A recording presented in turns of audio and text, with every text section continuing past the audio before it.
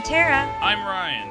We love Disney movies. So we decided to watch them all, from Snow White to Frozen 2 and beyond. Each episode will watch a different Walt Disney Animated Studios film and tell you all about it. Did we like it? Does it hold up? Who's our favorite hero? Or villain. We'll give you history and fun facts about each movie. And sometimes we'll invite our friends to watch along with us. So put on your tiara or your evil crown and join us on our adventure. This is Tara and Ryan's Princess Diaries. Do that, do that, do that, do that, do that, do that, do that, do that. So, if you haven't guessed, we are doing DuckTales today on Tara and Ryan's Princess Diaries. We, now I know we did Treasure of the Lost Lamp. This is, of course, part of our Disney Afternoon series, our Disney cartoon series we've been doing. This actually predates the Disney Afternoon.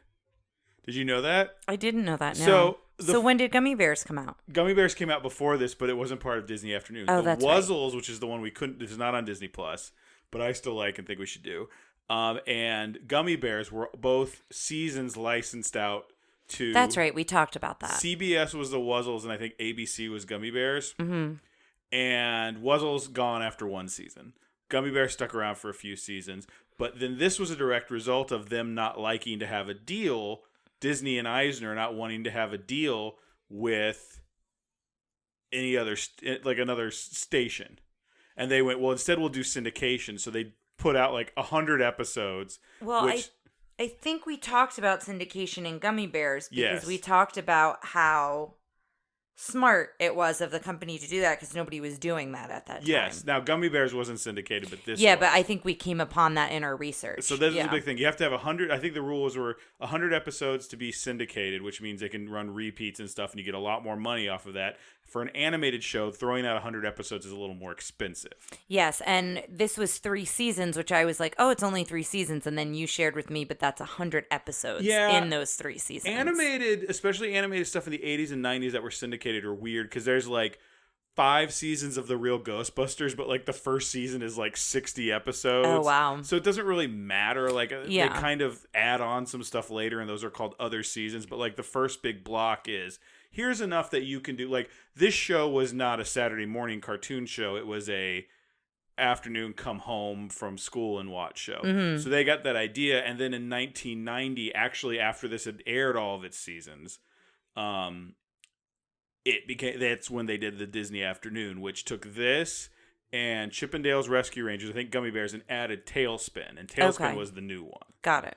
And it was this idea of let's take properties that we have and characters we have and put a new spin on them. Mm-hmm. This is, the adventures. This is actually based off of a comic book, the Donald Duck comics. And I think we go into that in our episode let's say the full name of the movie. DuckTales, the movie, The Treasure of the Lost Lamp. Yes. Now, something I wanted to talk about because you were talking about kind of the adventures while we were doing this. Did you know that the Donald Duck comics was a direct reference for George Lucas and Steven Spielberg in Indiana Jones? No. Isn't that interesting? That is interesting. It makes a lot of sense. Yeah, seeing where this comes, because there's actually Indiana Jones references in these things. Mm-hmm. To let you guys, the audience, know a little bit about what we did, what we like to do with these is we watch either the first storyline or the first 2 episodes, whichever comes first. And this is only our second episode in the Disney Afternoon series. Yeah, our second part of the series. Yes, and already we went from that rule made us watch 5 entire episodes of this show to finish out one storyline. Yes. The storyline of the Treasure of the Gold Suns. I believe so, yes. Yes. But before we do that, your history with DuckTales. Do you remember watching this when you came home? And do you have character you love? I don't remember. Yeah, I don't think I watched it initially.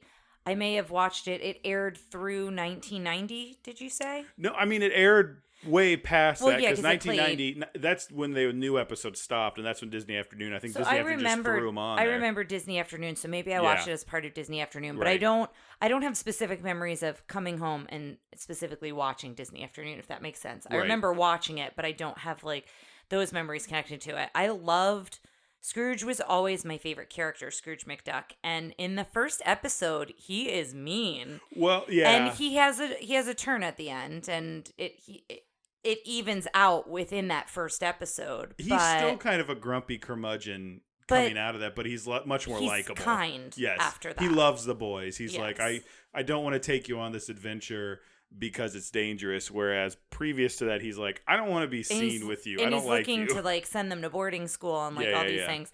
And I will say that both of us had moments where we'd hear music cues or there'd be a piece of the storyline and we'd be like, oh, I specifically remember watching this episode. Well, I even think as we went through, there was like the DuckTales like adventure song, which was like da da da da da da da, and I was like, I remember this song. Like, so I think that maybe carries through the whole series. Yeah, and now what's your history with DuckTales? Same thing. I don't remember liking it as much as some of the newer stuff that came out. Like, I love Darkwing Duck. When we get to Darkwing Duck, I mean, Darkwing Duck is a spin-off of DuckTales where it's like Launchpad moves to the new city and basically is hanging out with their version of like Batman or the Shadow, right? So that's right up my alley. P.S. Have you ever seen the Shadow movie? No. With Alec Baldwin? No. Okay. That movie is bonkers, and you and I need to watch it sometime. Okay. So moving on. We'll probably talk way more about the Shadow and stuff like that because they're big influences on Darkwing Duck when we get to the Darkwing Duck episode. But this episode. So this episode is Don't Give Up the Ship. Yes. Now this aired as one thing. The first thing, it was a one continuous episode. It was like a 2-hour. So the 5 episodes aired as one. Yes. So the intro which is so iconic as we showcased as we came onto this episode. But I said to Ryan, I've always wanted to swim in the coins like Scrooge McDuck. And then Ryan brought me back to reality how you couldn't do that. But I like the idea of there being, there are all these like creative art installation pop-ups now, right? Where it's like you can like be in a ball pit, but it looks like bubbles or it looks like whatever. You want a ball pit full of like foam coins. Yeah. Yes, I think with like a diving board or not a diving board, but somewhere you could jump off of. Like, when you used to go to like gymnastic birthday parties and there were the big thing of like foam bricks. I want that, but coins. I feel like there's a lot here that you could do a fun pop-up with DuckTales. Now, absolutely. Now, granted, I don't know, the new series, is it stopped or are they doing another season? It's over. They did 3 seasons. So I feel like that was an opportunity where they could have done a pop-up like to help get people excited about the new seasons of DuckTales. It's interesting because have we ever talked about why they don't do like a bunch of seasons of a TV show? Like a lot of shows now, they're on their like 8th version of a Spider-Man cartoon in the last like 15 years or something. Like every few years they do it because it's like you get to a point where toy sales take a dive because you're not introducing new characters. Oh, interesting. So it's like we might as well just rebrand the whole thing so we can sell. It's why there's like a whole bunch of different. toys. It's like there's 2 seasons of a Ninja Turtle cartoon and they start over and redesign everybody and they do that. It's the market research of how long it is to do toys. See. So I wrote here, he's a cheapskate and a grump. And very miserly. Yes, and more so, again, in this first episode than I think in the ones that follow it. Yes. I mean, he has those qualities throughout, but like he won't pay for a taxi to go meet Donald to see him off and pick up the boys. He won't give money to somebody who's asking for it. And there's just a lot of examples in a short amount of time that I'm just like, it rubbed me the wrong way. Takes all the free samples of cheese. Yeah. So Donald's leaving. He's enlisted in the Navy. So that's kind of what's happening. But it was exciting to see Donald in these first couple of episodes. He's in 2 of the episodes. We talked, I think, way back in the day how Donald is recognized as like an actual like army captain or something, right? Yeah. Here's the question I wrote, and you said we'd get to it when we started recording. So Donald's their uncle. It's Uncle Donald. Yes. And then Scrooge is Donald's brother. No, Scrooge is Donald's uncle. So technically he's their great uncle. So it's great Uncle Scrooge. Yes. Uncle Donald. Who is Huey, Dewey, and Louie's dad? So in the comics, like they don't talk about it, and even in the new show, there's just it's. Well, it could be that like they were abandoned. I mean, there could be any number of storylines that you could come up with as to why they don't have parents. I won't go into. Well, they have a mom, Della Duck. Okay. And Della Duck was in the comics. Della Duck is a big featured player in the new one. I'm going to have to watch the new one. The new one's really good. Do you know who does the voice of Della Duck? Paget Brewster from Criminal Minds. Oh my gosh. And she's great. That's cool. And she's not in the first season, but she shows up in the second season. And even in the comics, they did this big thing.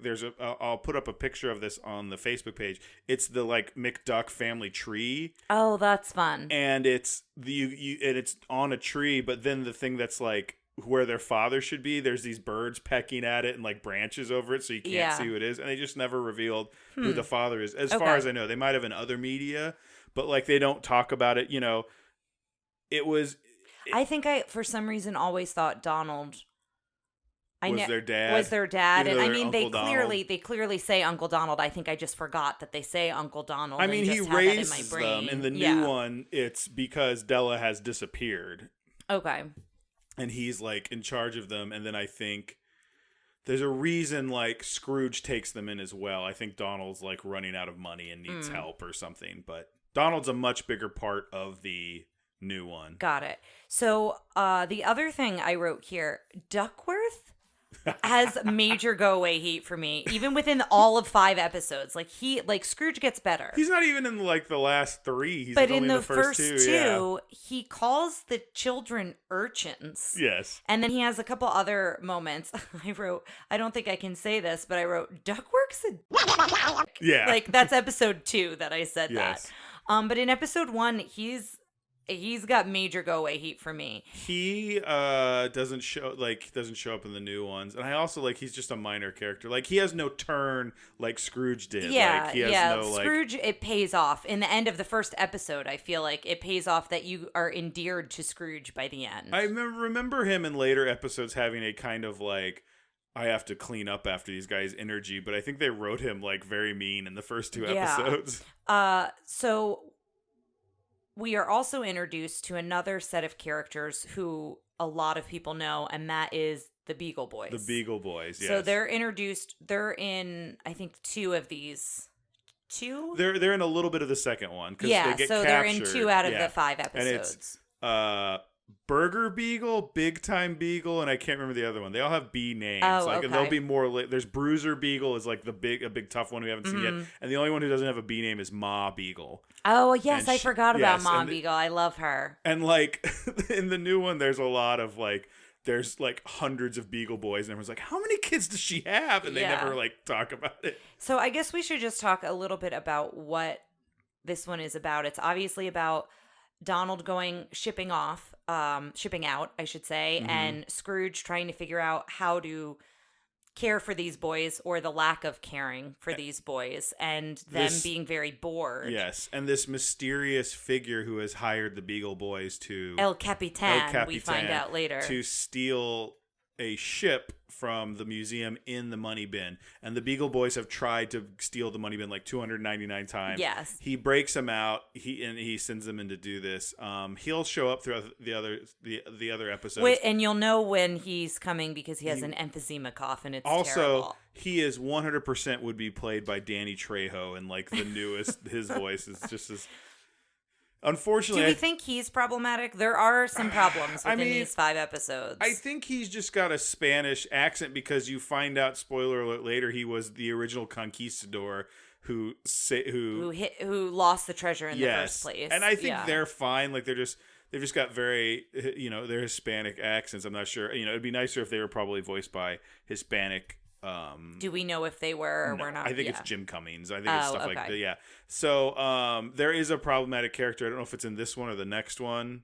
When yes, they go, we're gonna talk about that. But I didn't know if Speedy Gonzalez looks less problematic than this character. Yes, but I didn't know if we wanted to talk any more about the story, or if we think we've covered that first episode. There's a thing where the boys keep saying the Beagle Boys want the thing, and Scrooge doesn't believe them, and then eventually they do, and they go to a candy factory. Yes, Scrooge also owns a candy factory, and they capture the Beagle Boys by dumping chocolate everywhere and trapping them in chocolate. Pours out of the whole. I remember that scene very vividly. The chocolate pouring out of the candy factory. There's a lot of things being encased in liquid that hardens in all 5 of these. That's There's true. a weird simile. Yeah. So then episode.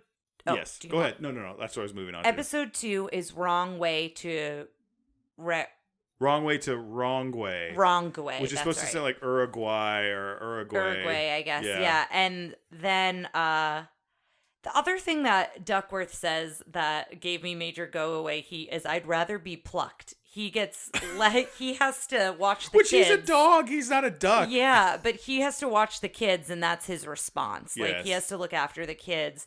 Oh, sorry. You have to do some work living in this mansion. I know. Get out of here, Duckworth. Please. Bring in Mr. Belvedere. I do not like him at all. Yes. So then we're introduced, and I don't remember the other Scottish duck's name. Glomgold. Flint Heart Glomgold. And this is when we made the joke that there are 2 Scottish duck billionaires, or, well, I remember we were trying to figure out the wealth of Scrooge in the other episode. Yeah, but in the new one, they basically, they are gazillionaires is how they refer to, I believe. So we're introduced to this character, and they always have this competition on who's richer, who can make the most money or whatever. And so he's also been kind of... I don't know if he's been hired by El Capitan, but he's connected with him. He's working with him. He gets Glomgold to buy the chocolate factory for $2 million. So they can etch out a piece of chocolate that has the boat in it, because they figure out the boat is the map to like... Yeah, and the boys now and Scrooge have the boat, so that's their version of the boat. So El Capitan and Glomgold have a big piece of chocolate that has the impression of the boat, which as they're traveling through South America, which is there's a problematic character in South America, move on. But when they're there, all Tara could say was that chocolate would melt. It would 100% that map would have been melted a long time before it was. But he makes this bet with Scrooge and says whoever can make the most money in the next however many hours or days or whatever, hours or something, has to eat my hat. That's the thing. So when they're on the plane, this is before we're introduced. Launchpad is not the pilot of this plane. There's no pilot. Yes, there's a robot. We find out there's no pilot. Which is funny because they get up the front, they're like, "Oh, robot," and I'm like, "Whoa!" Now, granted, we're in a world with talking ducks, but I was like we haven't been introduced to any technology yet of that kind. Yeah. So, but there's a duck pinup on the plane. Yeah, it's in the background, which was just kind of interesting. But then I wrote the very problematic locals, so we mentioned that. And then this is where Scrooge starts coining phrases that a lot of people know. So in each episode, 2, 3, 4, and 5, he has at least one that he says. In this one, it's bless my kilts. Bless me kilts. Yes. Later, I think he says bless me bagpipes, and then he does curse me kilts. Yes, but there's some others too. Yes. But those I think are the ones that probably repeat the most. Those are also the ones that hold over into the new one. So that's all I have there is basically they're trying to, I guess the storyline is at this point they figured out it's a map and now they're trying to beat each other to that location. Yes. They find a ship that is like full of gold but like broken. When the floodwaters come and they realize it's the map is like the mountains it changes look like the islands. landscape a little bit. Yeah. And okay, we forgot something in the first episode. So Scrooge, when he's trying to find stuff for the boys to do, he signs them up for the Junior Woodchucks. Oh, yes. I did right here, and then I overlooked it. They earned all the merit badges at the end of the episode. Yes, so there's a television... In episode 1. In episode 1, there's a newscast that is filming what happens with the Beagle Boys, and all of a sudden their like scout commander runs in and is like, with like a two handfuls and he's wearing all these medals on his outfit. Yes, and he looks like the Grand Poobah from like the Flintstones with like this big hat. Yeah. And he's like, I've never seen someone use some merit badge. He starts like taking them and like throwing them at the boys and being like, good citizen merit badge, this merit badge. Yeah. Like I was like, I don't know why that made me laugh. But they introduced this concept of the Junior Woodchucks, which I feel like is in every episode where when the boys can't figure something out, they consult the book. The Junior Woodchuck guidebook has like literally in the last episode, Webby's like, there's like hieroglyphics, and she's like, let me look through the Junior Woodchuck and guide. see what it says. Yeah. But basically what happens is they have the ship, there's this chase that ensues, and in the end, they lose all the gold that's in the ship. The ship sinks. And Scrooge and Glomgold had flipped, like when he Glomgold took over the ship, kicked Scrooge off, and said, "I don't want you to go away empty-handed," and flipped him one coin. Yes, and then the ship sinks. The ship sinks, and then they're on it, and he's like, well, I guess neither of us wins. And Scrooge is like, you gave me one coin, I win. Yeah, and so then he eats Do you his want own mustard? hat. He goes, do you want your hat with or without mustard? Yes. And Glomgold, to his credit, takes it off and just immediately starts eating it. So that's the end of episode 2. Episode 3 is 3 Ducks of the Condor. And this is when he starts looking for a nanny. Yes. So... Which feels very Mary Poppins. A little bit, like a yes. big group of nannies. And the first one looks like Daisy a little bit. Yeah. Yeah. Or grandma. There's a granny duck that looks like her too. Okay. Yeah. So they're trying to hire a nanny for the nephews. And when he was looking at his coin collection, that's where I got nostalgic with the music. There's like very specific musical cues in there. But this is when we're introduced to Mrs. Buckley and Webigail. Beakley. Oh, Beakley. Like a beak. Why, I don't know why I kept thinking Buckley in my head. To Beakley and Webby or Webigail. Mm-hmm. And what I find so interesting is she knows he's rich. Like, it's very clear. If you live in that town, he owned a candy factory. He has a giant money bin with a dollar sign on it. Well, it's S for Scrooge as well. But yes. Yeah. And then just looking at the house from the outside, even if you didn't get a tour on this interview. And she says to him, "I will work for nothing but room and board," which obviously Scrooge is so cheap. That's like a great deal. But I was like, ask for something more than room and board for you and your granddaughter. I mean, let's be honest. What do you need at that point? Because like, I guess that's true. Any money you have, like, you know, you're fed, you're kept. I guess, yeah. I guess that's true. So you don't have to pay taxes because you're not making any income technically. Yeah, I guess. So we're introduced to Gyro here. Gyro Gear Loose. Yeah, and we're also introduced to Launchpad in this episode. And he's going to the Andes. That's like the next step, is going to the Andes to continue. See, someone else has the same coin. Yes. And he's going to ask about it. So he goes there. That's with the coin collection. He takes Launchpad McQuack, and he takes... Well, it's the coin he got from the boat. Yes, but he gets information there, right? Yes. And then that leads him to going to the Andes. And then he takes Launchpad, and then they pick up Donald because Donald has a 3-day leave, and there's a whole running gag of no one can understand Donald. Like, Launchpad, they don't get along. And there's a fun little thing you and I talked about, but by the end, they become friends. Yeah, they become friends, which is great. Curse me kilts is said in this one. Tara started getting a tally around here. Yeah, of like, I also love that Launchpad calls him Mr. McD. Yes. I love that that's like his name for him. Well, he calls Mrs. Beakley Mrs. B. Mrs. B, yeah. Yeah. And then he's introduced when he gets to the Andes. He meets another conquistador, I guess. Yes, whose name is Joaquin Slowly. Yes, and then his ancestor was marching slowly. Yes. He tells this story. I thought that was funny. I'm not sure how culturally sensitive it is, but Yeah, I thought it was funny. I was a little like on the fence about it, but I get what they were trying to do. I think you're just a little on the fence because it is a foreign name, but I don't think it's... Well, and just they're, again... We talked about it in the movie with the Lost Lamp, but they don't portray. Mm-hmm. They're very stereotypical. Yes, and they don't portray individuals in the best light because they're basing them on the stereotypes. The whole deal with Joaquin is he is the ancestor of one of the original conquistadors who found the treasure, and he has been using this piece to control. His family has been using this piece to control the children of the sun. Yes, the native tribe, and that's that part I was kind of like, ugh. Yeah. And then I wrote here too. So it goes through this whole thing, and they have a fight, and then he realizes he needs to. This conquistador Joaquin tells him this tale of how his ancestor followed. Yes, they had a map, and him and Yes. someone else, they tore the map in half. And Scrooge starts being like, "I'll give you my coin so you can have 2, and you'll be twice as powerful to these people. Take the other half of the map. If you give me a half of the map," and then Scrooge is going to look for the other half. Yeah, and so he's going to go and look for it on his own. And Launchpad basically just drops him in the middle of nowhere in the water. And I was like, I do like... Oh, well, wait, before we get there is when they're like, they make Launchpad fly a condor. Oh, yes. Yeah. Which is kind of fun. And then, like... They have to fix the flying machine they came in on. There's a big thing there. This one was kind of probably my least favorite. It felt Yeah. It felt a little disjointed in Yes. some parts, but you do see how adventurous Scrooge is because he doesn't even think twice.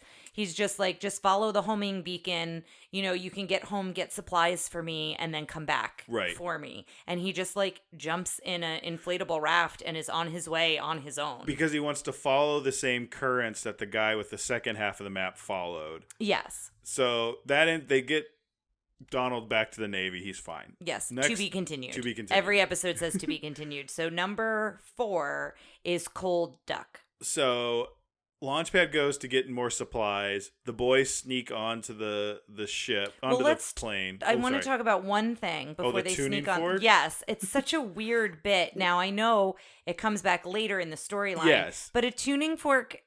It would never do that, and I guess like I couldn't. It wasn't believable. They use this tuning fork to create such huge vibrations that it like annoys people and breaks things. Now in the new one, and they're kind of doing it to annoy Mrs. Beakley. So in the new one, like episode 1, they find like they go like into Scrooge's garage, and it's full of like all these stuff from his adventures, and they're like, "Oh, this is kind of cool," and then they realize they're all like magical. Like they release like ghosts and like a the whole thing. The whole first episode is them like figuring out. It's like things he found that were magical. I like that. And so to me, this would be like it wouldn't just be a tuning fork. It'd be like the tuning fork of the blah blah blah. An artifact from somewhere. Some artifact from his previous adventures, and that's why it works like that. Got it. So we'll get to that in a sec.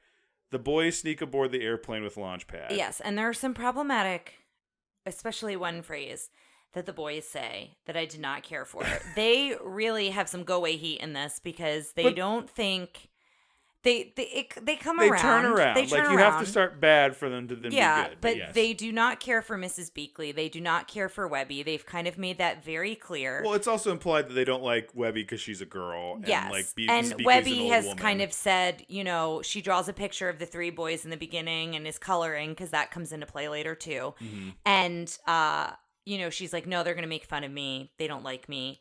And I don't know which boy says it, but Webby says something. Then Mrs. Beakley says something else that makes more sense. And one of the boys says, they must get smarter as they get older. And I was like, no, thank you. I didn't think that was as bad as you did, but it was not great. I'm sure. So then... they all sneak aboard the plane. They're all on this adventure, and they go to, is it Antarctica? Yes. And it's a whole city of white snow, a whole group of penguins. They meet this penguin's... Skittles? It's not Skittles, it's Skittles, I think, with D's. Yeah, but it's Skittles. It sounds like Skittles, like she skids around, I guess. She's got this weird British accent, even though none of the other penguins seem to have it. Yeah, the mom has a weird accent, too, but doesn't match hers. Yeah, it felt like they just went, I don't know, what does a penguin sound like? But basically, they have no color because everything's black and white there. It's black and white, and then the ice and the snow. So they steal all the boys in Launchpad's clothes, throw them in a jail cell where you like this. Yes, you can say it. It was thank you. It was they take a hose and they spray it in this like hole in the wall, and then it makes like bars out of ice. Yeah, it makes ice bars, which I thought was a cool touch. But then you find out Scrooge is also in jail. So now they're all in jail. And I love that they all have long underwear. Like that's what they're wearing. Like Launchpad literally has bomb flaps. Yeah, and in this one Scrooge says, "Tickle me tail feathers." Yes. But at one point we meet a walrus that Ryan says is Chekhov's walrus because he's frozen in ice. They just kind of walk by him, and then it's a woolly walrus, yes, so like giant. like a prehistoric one, and they're like, oh, he's fine, he's in ice, and I'm like, well, this will come back. Yeah. And then basically, you know, Mrs. Beakley comes to the rescue. Of course. She gets all their clothes back. And this is where the boys kind of turn around on her. Yeah, they're rude and hard on her, and then they start turning around on her because the one thing one of them says is they're excited that she's come to bring the clothes, and then one of them's like, yeah, well, let's see if she can get us out of here. And she has the tuning fork. Yes. So breaks them all out, and then, of course, that tuning fork also breaks the ice of the walrus. Yes. So at the same time that all of this is happening, Webby and the little penguin child are trying to get Scrooge's map back, and you find out that they have a museum of color. So anything they've taken from people is in this museum, and they encase everything in ice. So they have Scrooge's half of the map, but they also have the other half. Yes. And Webby has also been made up to look like a penguin with like coal dust. So they make her look. I mean, that sounds to me a little bit like blackface. I wrote but it's that in not, my notes. But I mean, it's not, but but it's a penguin. So they're off doing that. Like the walrus like runs through the museum or something. They're chasing them all over the place. They get away. The walrus gets on the plane for a little while and then they drop him in the water. And Tara goes, well, they killed that walrus, but then he like floats up in ice again. Yeah. And so what you find out is Webby makes a copy of the map because Scrooge is pretty bummed that they didn't get the map. She made a copy with her crayons. And it's just like the lamp in the movie. Like Scrooge is bummed and she's like, here you go, that's Scrooge. Right. I didn't even think about that. I saved it for the pod, so I didn't tell you. I wrote it in my notes. But yeah, she does the same thing with the lamp. She's like, here, Uncle Scrooge, this will cheer you up. And this one, she's not trying to cheer him up, but she's just like, I did this for you. I don't like Webby. She's fine. She's fine in this, and they're both like useful characters, but Webby's also like, Uncle Scrooge, and has this like really annoying voice. Yeah. In the new one, she's much more like when they meet her, she lives there with Mrs. Beakley, and you find out Mrs. Beakley and Scrooge have a history. Not that kind of history. They used to be like spies together. Oh, that's cool. They were dating, which is also would have been great.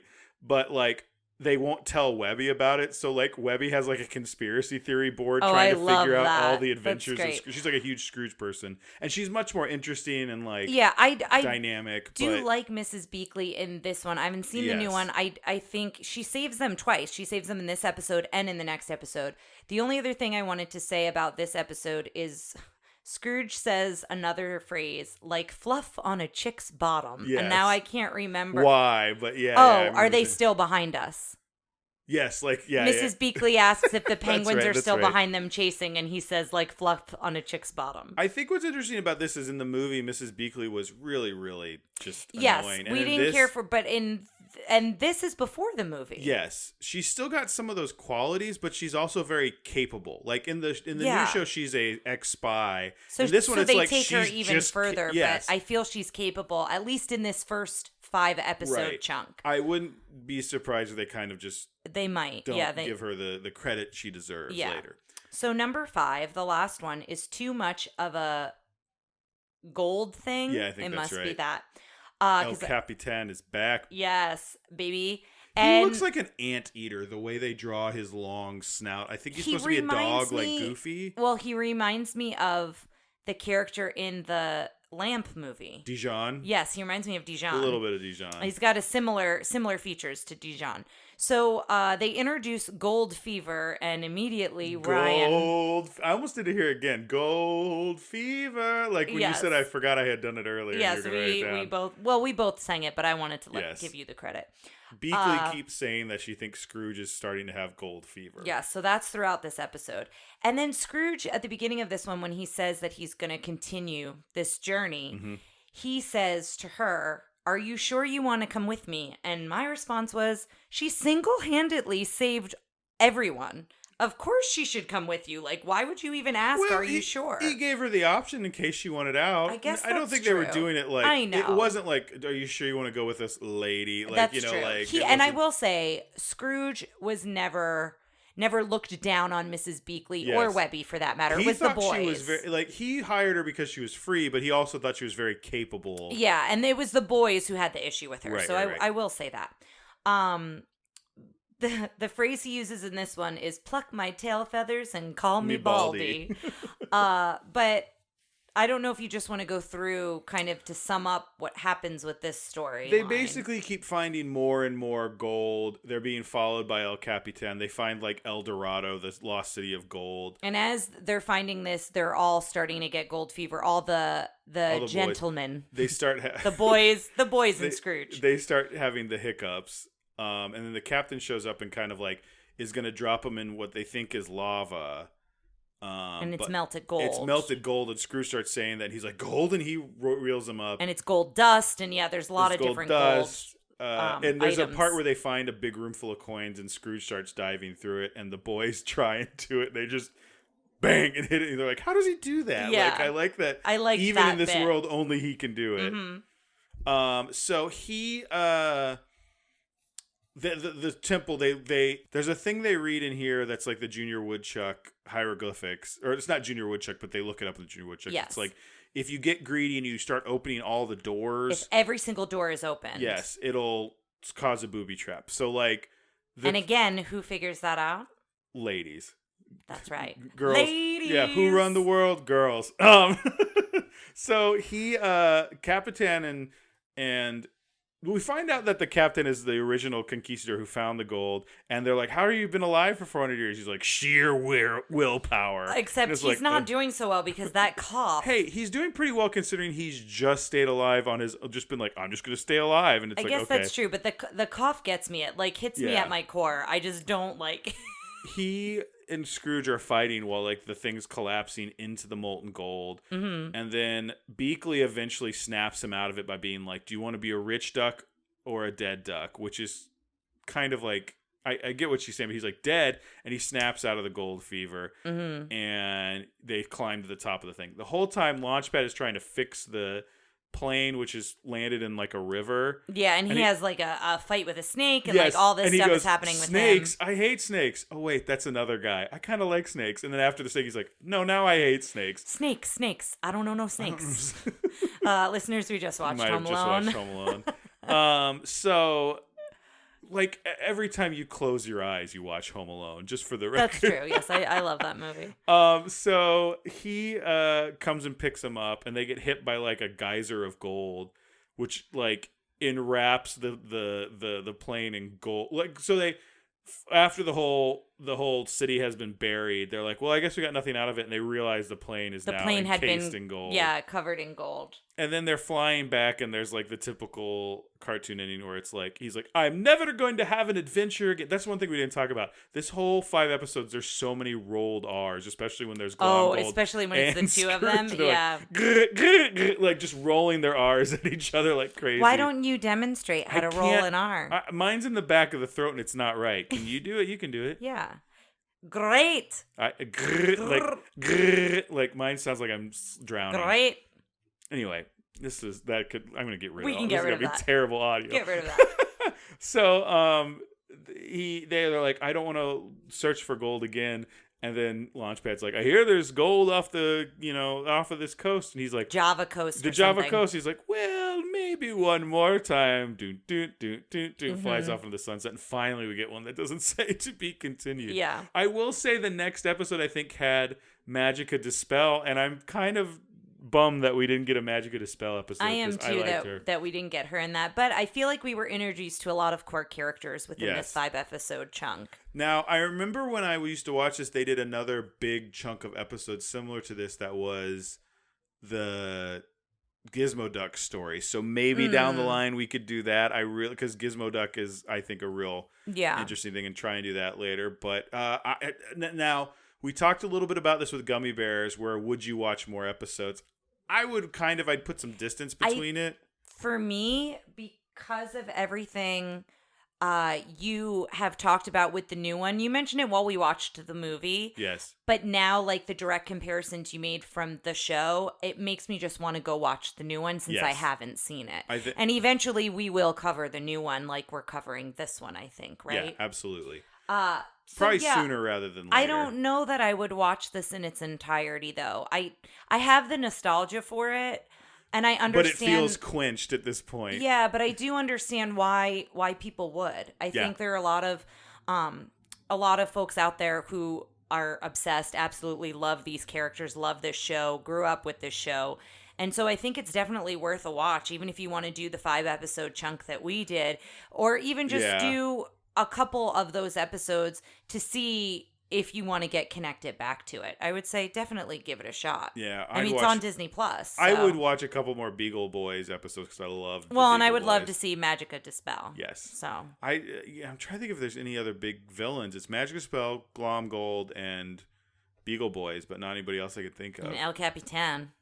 I mean, would be he's not if he ever comes comes back. Yeah. But yeah, guys, we hope you enjoyed listening to that. We'll be back with this on the Disney afternoon. I think the next thing we look at is Chippendale's Rescue Rangers. Oh, fun. Which you know that they're making a new one that's just Chippendale. It's not really a Rescue Rangers thing.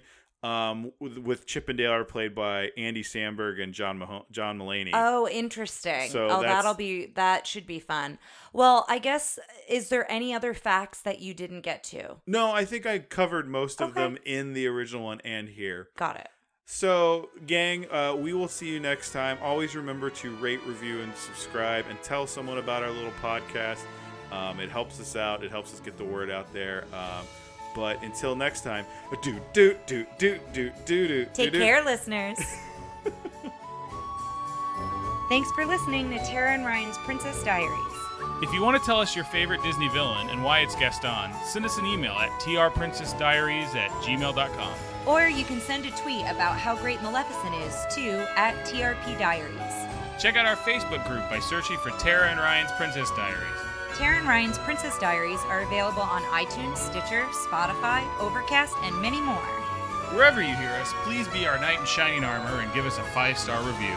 Thanks again, and until next time, remember to always live happily ever after.